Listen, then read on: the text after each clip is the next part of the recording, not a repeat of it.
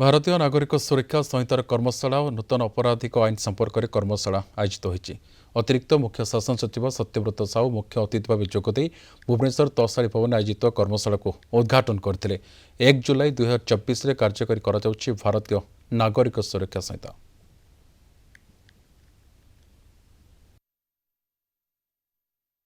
भारतीय नागरिक सुरक्षा संहिता 1 जुलाई 2024 जो कार्यकारी करागला से प्रोसिक्यूशन सिस्टम को केमती स्ट्रेंथेन करा से विषय में व्यापक व्यवस्था रही जमीक रही स्टेट लेवल गोटे स्टेट डायरेक्टोरेट रही प्रति जिले में गोटे डिस्ट्रिक्ट डायरेक्टोरेट ऑफ प्रोसिक्यूशन जो थे डेप्यूटी डायरेक्टर रे असिस्टेंट डायरेक्टर रे और अन्य कर्मचारी रे से काम हम प्रत्येक केस को गोटे क्लोज मॉनिटरिंग करवा ट्रायल एवं ता पूर्व जिते चार्जसीट दौर पुलिस जे चार्जसीट दबा पूर्व कोर्टे ताकू गोटे समीक्षा करवा एवं से किसी त्रुटि विच्युति कौन रही पॉइंट आउट करवा जोटा कि तदंतकारी ऑफिसर ताकू रेक्टिफाई करें।